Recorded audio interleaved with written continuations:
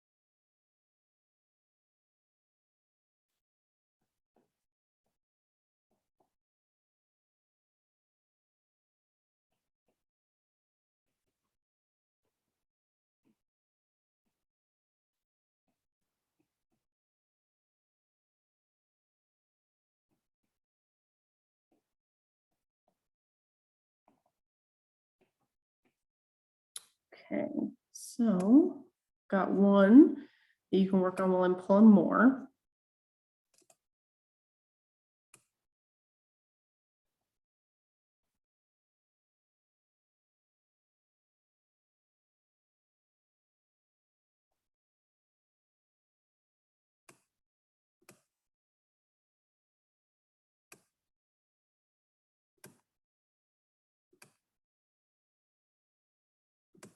So our example says a family has completed 153 miles of a planned 431 mile trip. Find the percent of the trip already traveled, round to the nearest percent.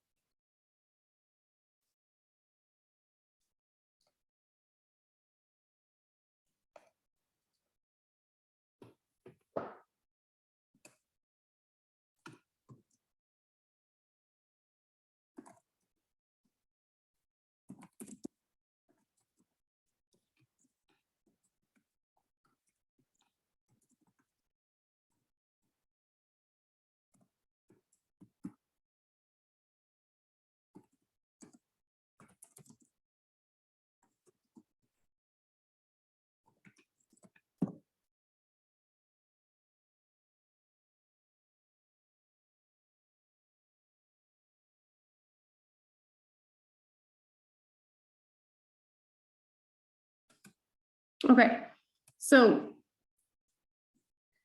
a family has completed 153 miles of a 431 mile trip. So we can say 153 over 431 equals X over 100.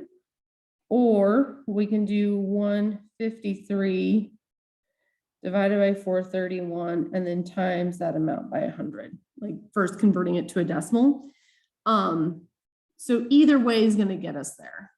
But when we cross multiply, I'm going to have 153 times 100 equals 431x. This gives me 15300. And then when I divide by 431,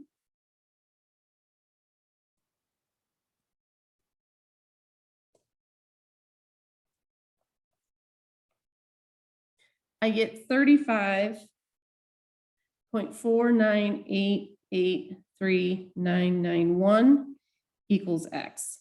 This is a percent, right? Because part of the multiplying by 100 is what converts it to a percent. So it's really tempting to write this as 36%, but remember when we're rounding, we're just looking to that first decimal place. And since the 4 is in the 10th position, or it's that first decimal place, that tells us that we would say they have approximately completed 35% of the trip. So we don't want to round that up to 36%. Does that make sense? Why we're not rounding up? Yes, no, maybe so. Okay, so keeping that process in mind, I want you to try this next one. It says Ira earns a commission on all sales he makes. He sells a sofa for $408 and earns a commission of $39. Find the percent commission to the nearest whole percent, please.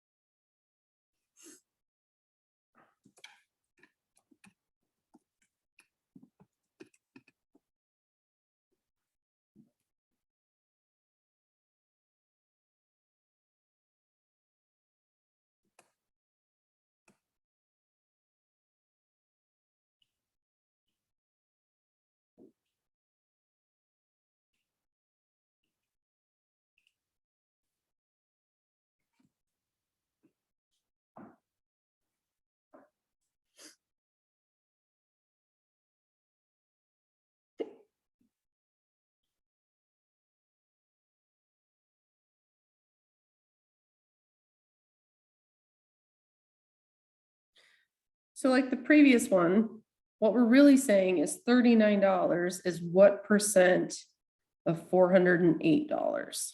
So I can set up a proportion saying 39 is to 408 as X is to 100, cross multiplying.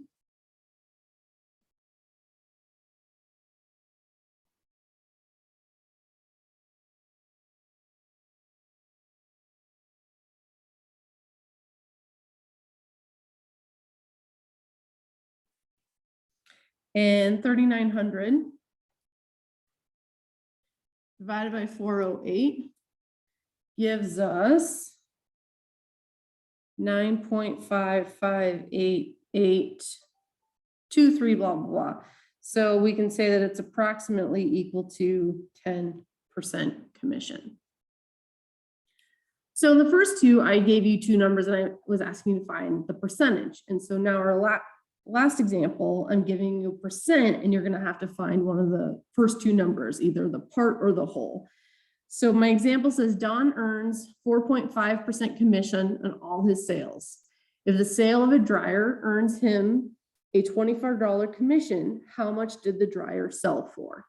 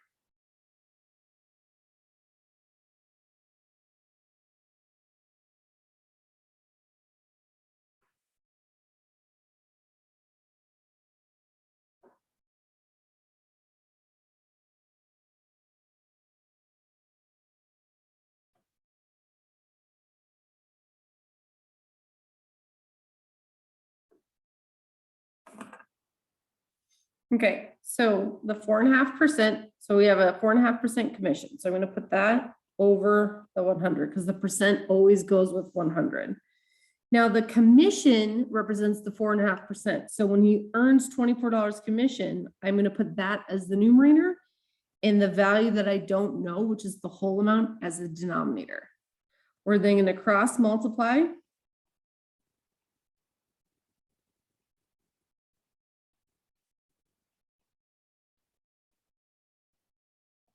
And divide.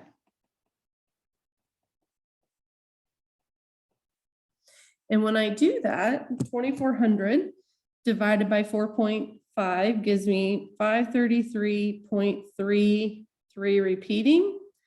And your homework tells us, like the textbook says, to round to the nearest whole number. So we're going to say approximately $533. Okay, so like I said, I just wanted to do a couple of those so we could review them. We're now going to look at the idea of percent increase and percent decrease, which is 7.4. So let me add in those notebook pages.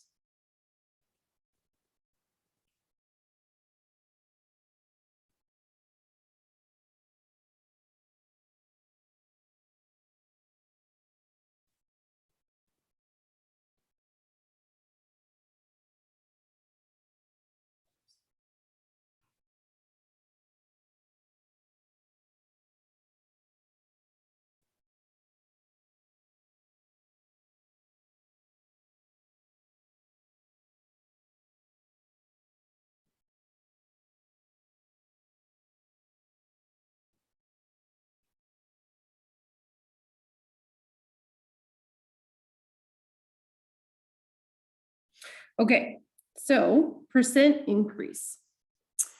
So we have two techniques we're going to look at. Percent increase, you first calculate the increase, which means the increase is blank percent of the original, and then you add the original to the new amount, or to the original amount, excuse me.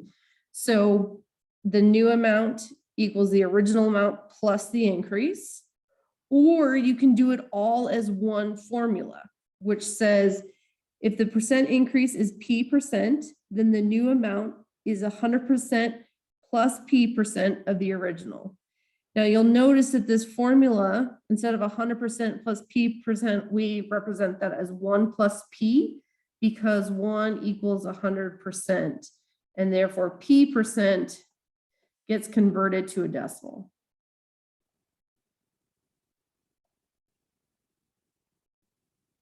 So like 3% becomes 0.03. So let's try these. Last year, Mike earned $35,000 per year. Recently, he was informed he received a 2.25% cost of living increase for the coming year. Find Mike's salary rounded to the nearest dollar for the coming year. So let's try technique number 1, which is to calculate the increase first, and then to calculate the new amount. So technique number 1. So we're going to find the increase.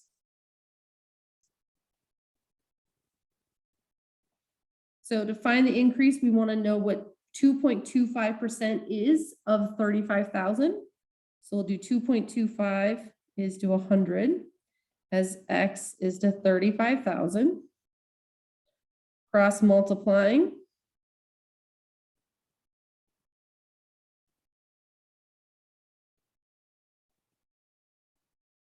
And multiplying 2.25 times 35,000.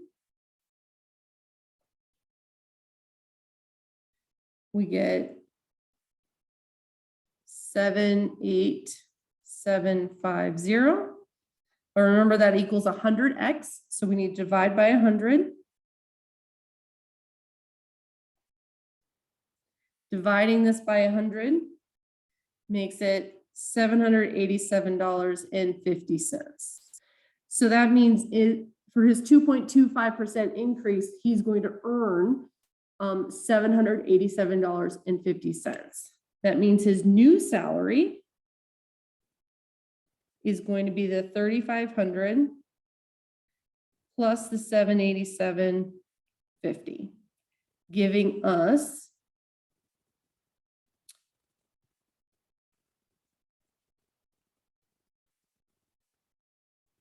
$35,787.50. So that would be technique number 1, okay? Let's think about technique number 2. Technique number 2 says your new amount equals 1 plus your percent times the original amount. Personally, I like technique number 2. I don't want to have to do 2 steps. Do whatever works for you though, okay? So that means his new salary is going to equal 1 plus 0.0225. So 2.25% is equal to 0.0225 as when we convert that from a percentage number to a standard decimal number. And then we're going to multiply that by the original amount, which is his 35,000. Again, order of operations says that we need to look inside those parentheses. If we can simplify, then we should do that. So simplifying, I get 1.0225 times 35,000.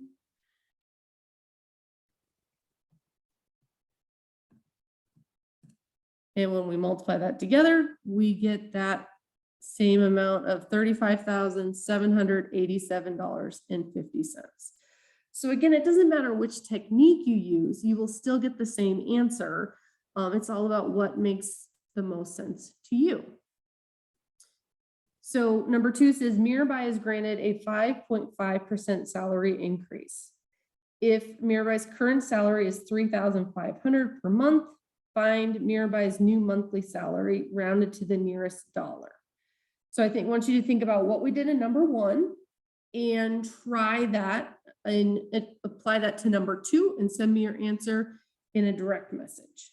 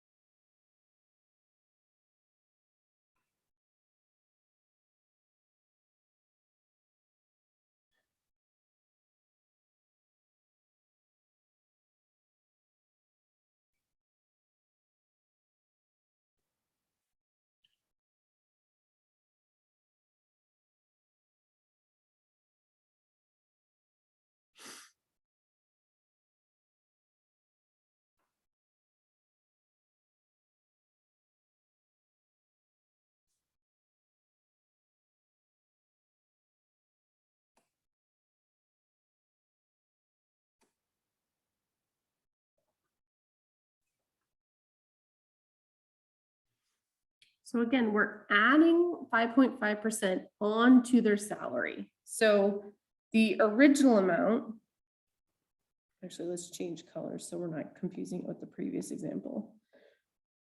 The original amount is 3,500.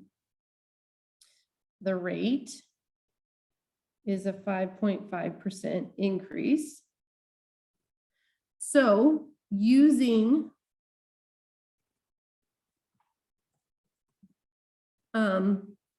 this, again, I personally like technique number 2, which says the new amount is equal to 1 plus your percent times your original amount. So plugging in what we have, we've got 1 plus 0.055 times the original amount, which is 3,500. Simplifying, I'm going to have 1.055 times 3,500. And when I multiply those together, I get 3,692.5 or in 50 cents. They want us to go to the nearest dollar. So we're going to say approximately 360 or $3,693 is going to be, so that would be our approximate amount. So if we are increasing our price, we have to also look at decreasing the price, right? So the percent decrease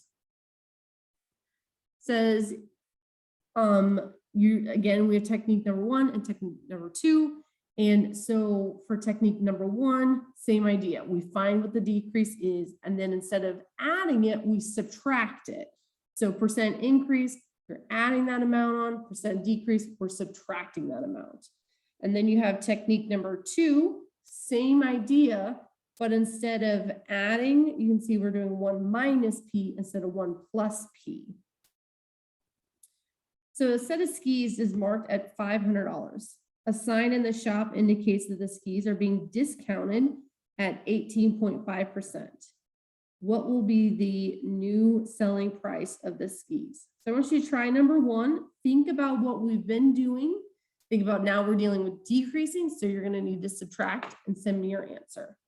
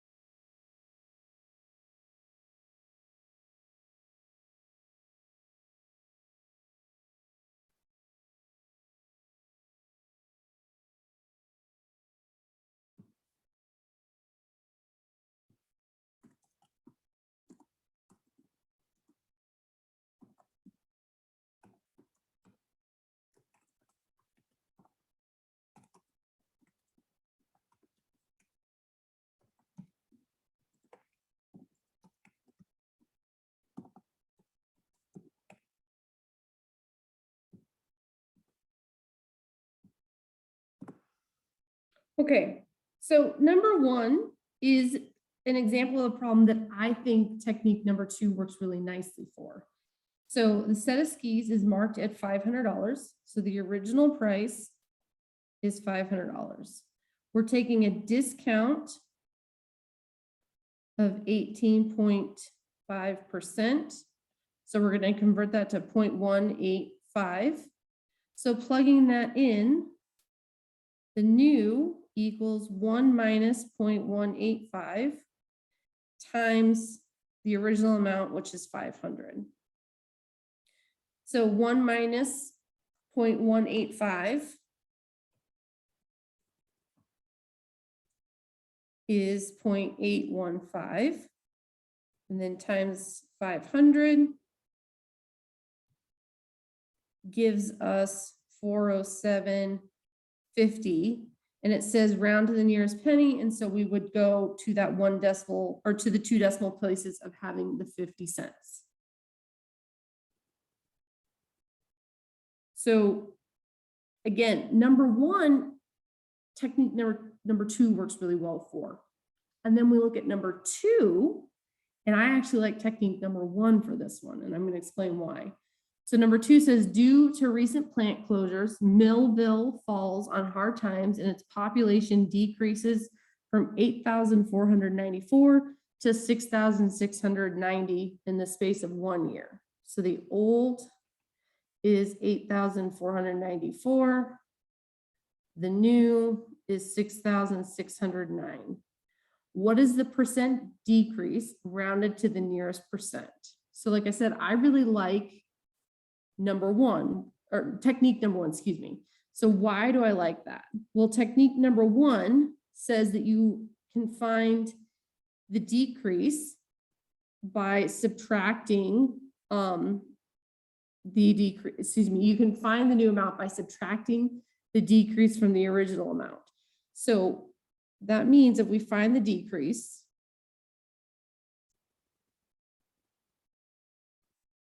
we can just subtract the 2 amounts. So 8,494 minus 6,609.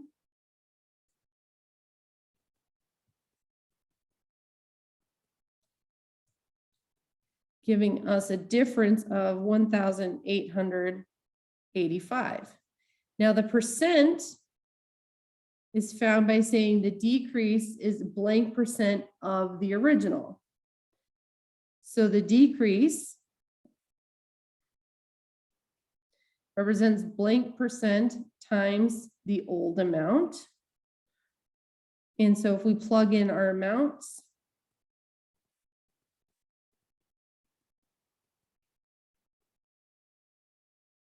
and we would divide.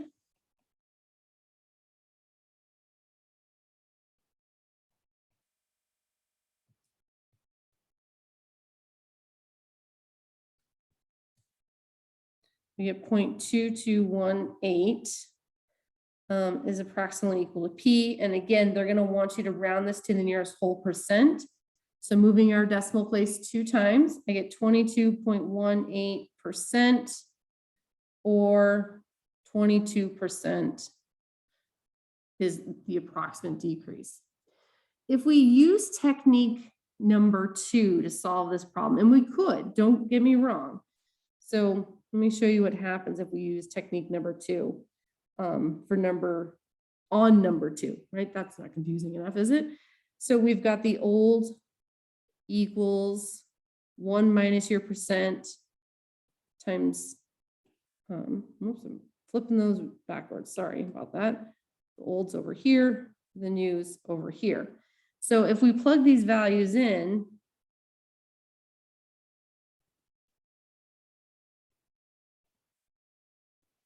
what we end up having to deal with is distributing this amount through on these within those parentheses. And then we have to subtract and divide and all this stuff. And I just think there's more places to make an error.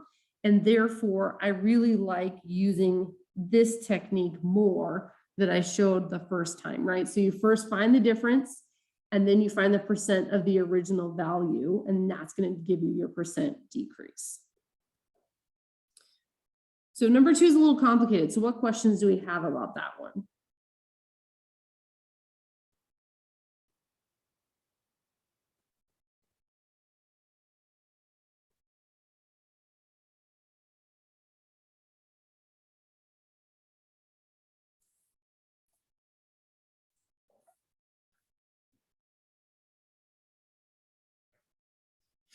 Okay, so keeping with interest, we're now going to look at 7.5, and this has to do with simple interest earned on investments and things like that. So we've got some terms we need to look at first. Balance refers to the balance would be the current amount in account or the current amount owed on a loan. The term principal is the initial amount invested or borrowed. Rate is your interest rate, and it's usually given as a % per year. And then time is the time duration of the loan or investment. If the interest rate is per year, then the time must be measured in years.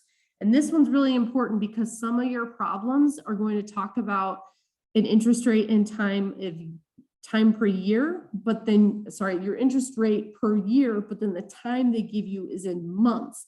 And so on those problems, you'll have to actually convert to a fraction or a decimal of the portion of a year those months are, which is a little confusing. So I just wanted to give you a heads up that you would have to deal with that possibly, okay? So simple interest. So I is your interest, and it's equal to your principal, P, times your rate, and this interest rate as a decimal.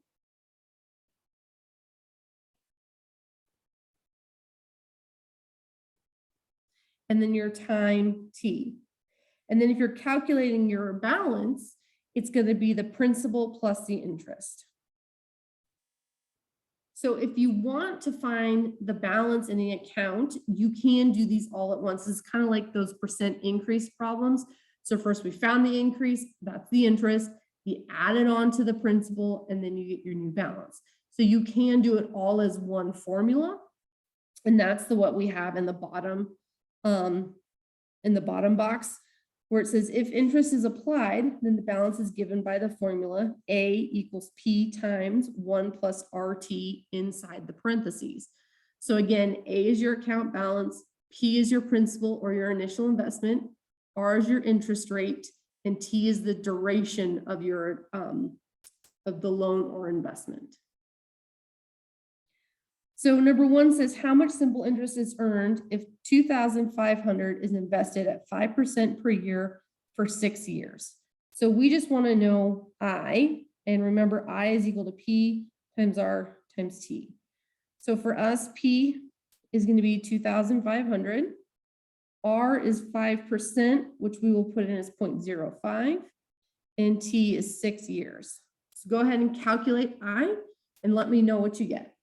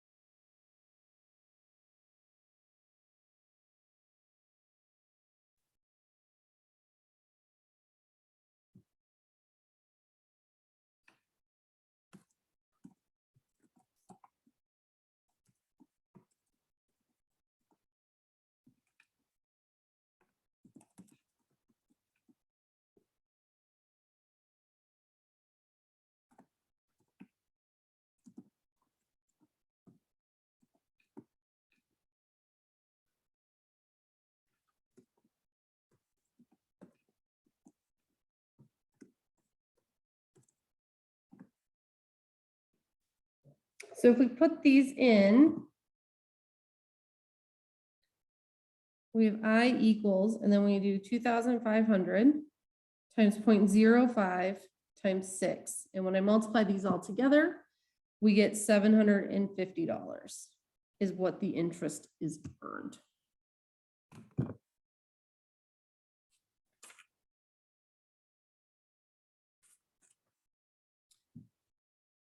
Okay.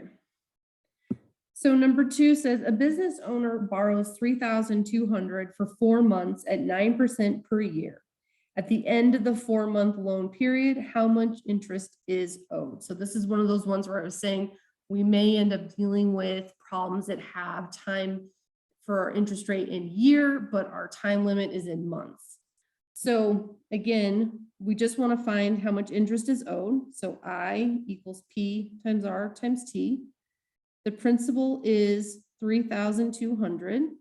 Our rate is 9%, which we're going to put in as 0.09. And our time is 4 months. But because the interest rate is per year, we're going to say that that's 4 out of 12 or 1/3. Now I can't convert the 1/3 to a decimal because remember it's 0.3 repeating. But when we put it into the formula with everything, it is going to simplify out and we don't have to worry about the fact that that's that repeating decimal. So if I put this in, I've got, whoops, I equals 3,200 times 0.09 and then times 1/3. So if I put these into my calculator, I have 3,200 times 0.09, which gives me 288. Now multiplying that by 1/3 is the same as dividing that 288 by 3. So if I divide it by 3, I end up with $96 being the interest owed. Okay. So again, it's all right that we have that times 1/3. Again, what I was saying is that I would do 3,200 times 0.09, and then I would divide the whole thing by 3. Multiplying by 1/3 and dividing by 3 are the same relationship. Okay. So number 3 says, suppose 5,200 is invested at 3.5% simple interest. What will be the balance after 20 years? So this is one where that account balance formula comes in handy. So the account balance is A equals P times 1 plus RT. So plugging in what we know the principal is 5,200. Our rate is 3.5%, but again, we have to put that in as a decimal number. So we're going to write that as 0.035. And T is our balance after 20 years. So I want you to go ahead and calculate that and send me your answer in a direct message.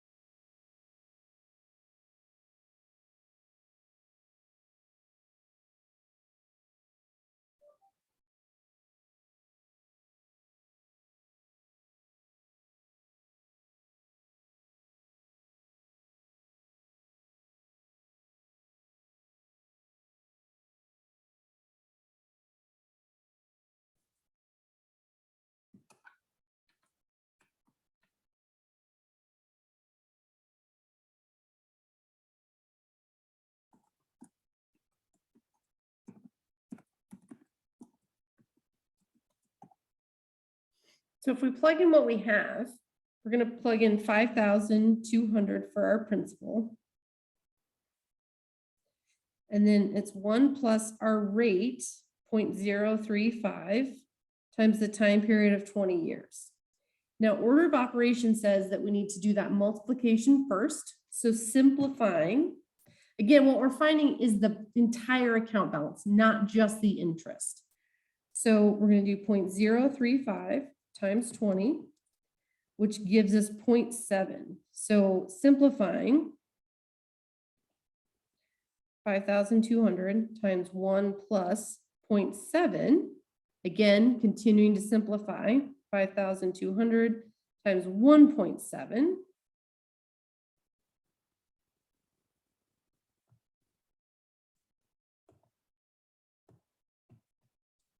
is 8,840. That would be our total account balance after having it invested for 20 years. So that's using the account balance formula. What if we wanted to just find how much interest we earned and then go from there? So again, we could find the interest first. So remember, I is equal to P times R times T. So if I go about that method, I could do 5,200 times 0.035 times 20. So if I multiply those all together,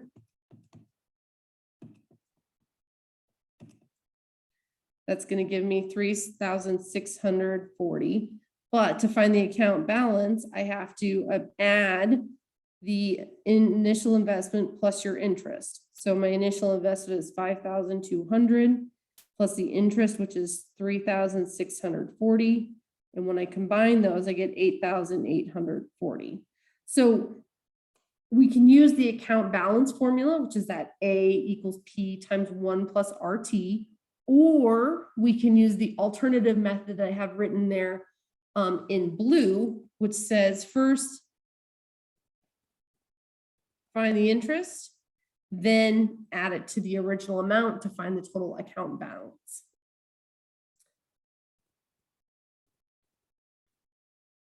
So let's keep that process, the blue process, in mind when we look at number 4. So the balance on an 8-year loan is $4,422.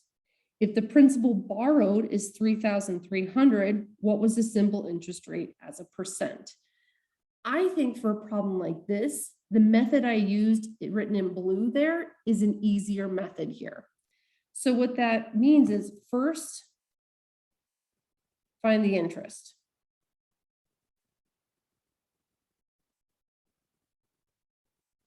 And so in order to find the interest earned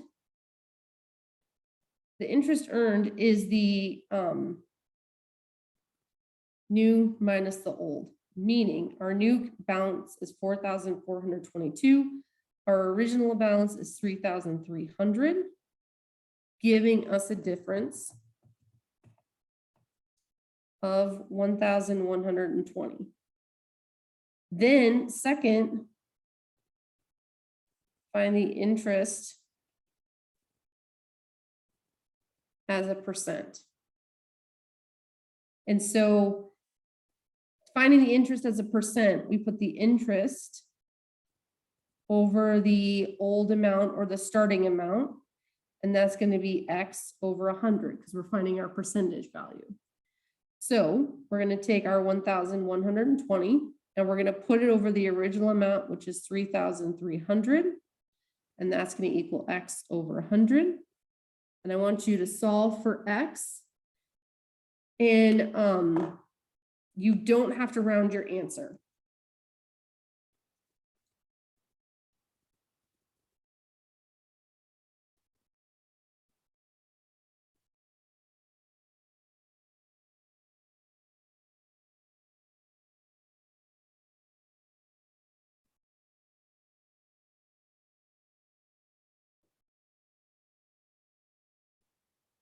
Oh, wait, hold on. Sorry. I'm leading us astray. I do this every single time. I apologize.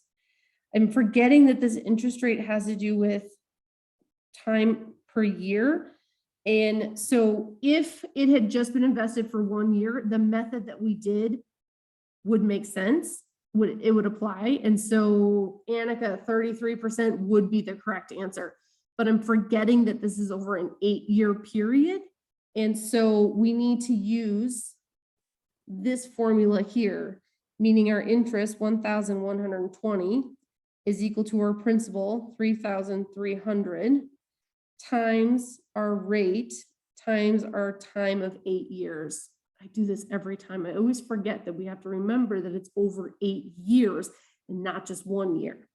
So multiplying this out, I get 1,120 equals, and when we have this 3,300 times r times 8, we can just take the 3,300 and multiply it by 8 first.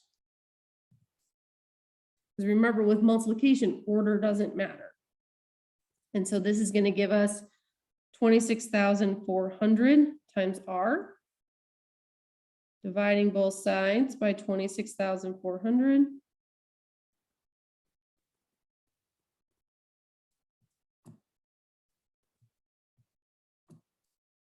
And we get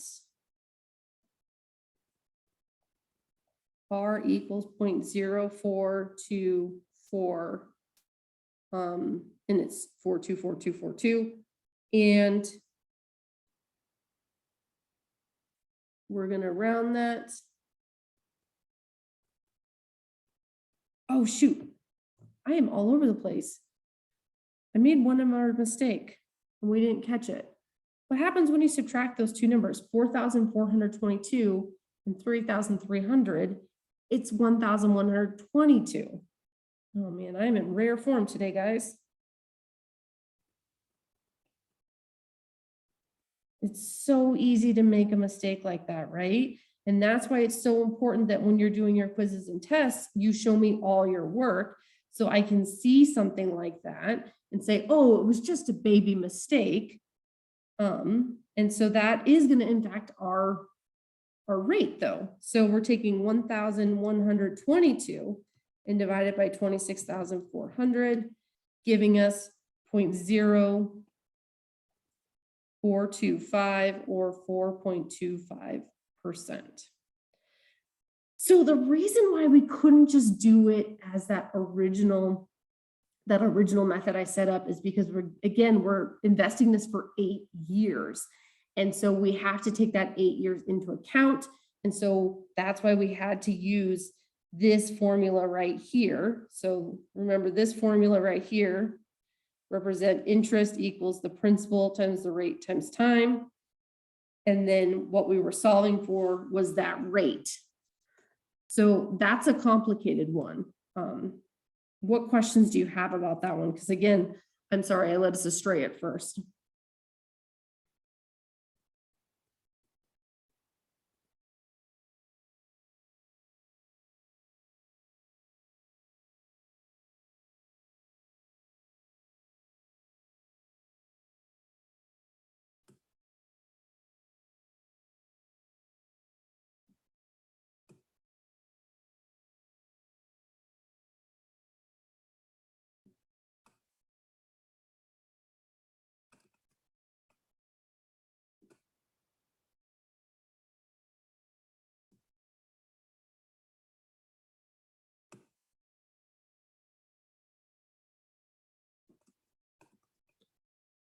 So I want us to do one more like that because it was so confusing and had us off. So let me get us a blank sheet. So the question says, balance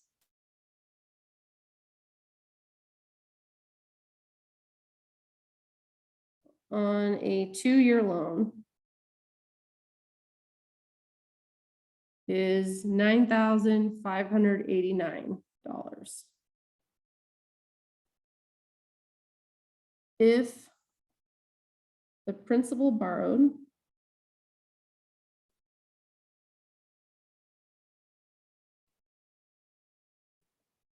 was, not is,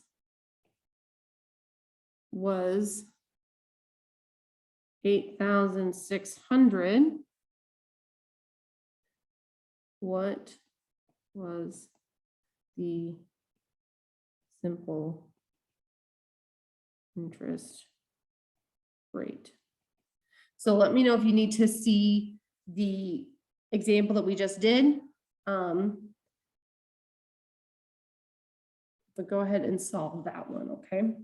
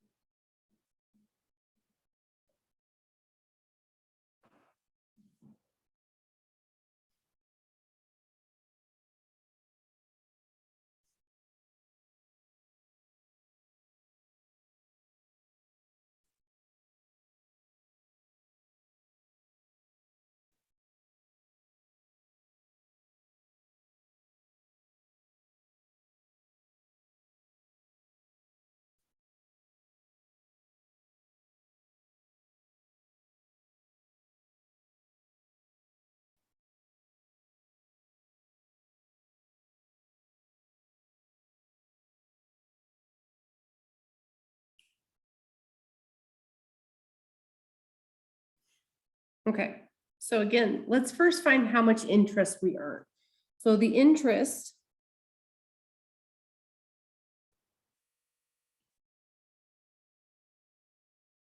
is the difference between those two amounts.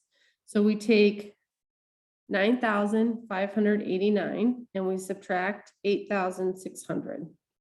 So the difference between those amounts is $989. So second, we're going to find our rate. Now, with finding the rate, we need to use the formula I equals PRT. So remember, P is our principal.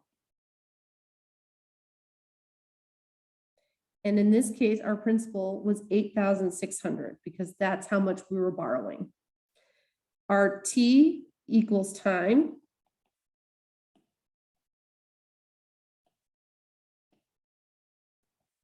And for this case, it's 2 years. R is our rate, which we don't know. And I is our interest, which is that $989. So if I plug those values in, I'm going to have 989 equals our principal, 8,600, times our rate, which we don't know, times our time, which is 2 years. So we need to simplify this before we can divide. So I have 989 equals, and then 8,600 times 2 gives us 17,200 times R. We're then going to divide both sides by 17,200.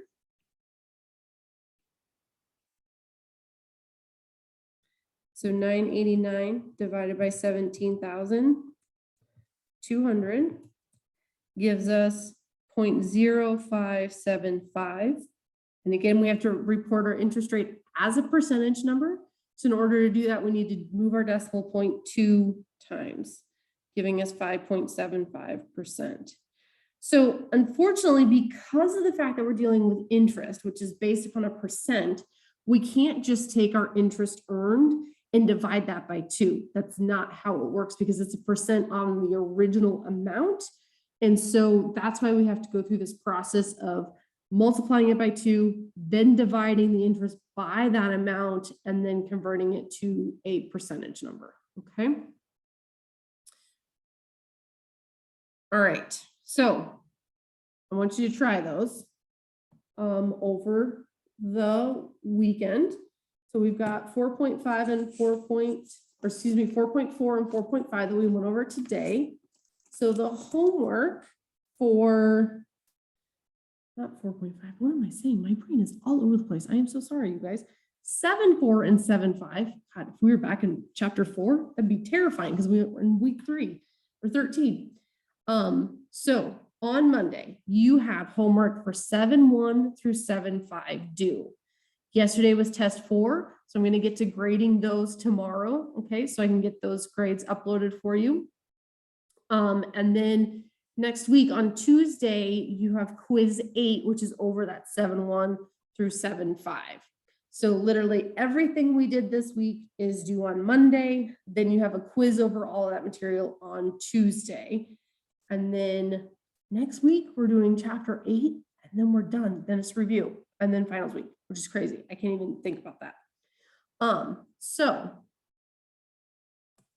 make sure you get working on homework. Email me if you have questions, okay? And I hope you all have a good weekend, and I will see you on Monday, okay? Thank you. You're welcome. Have a good day, everyone.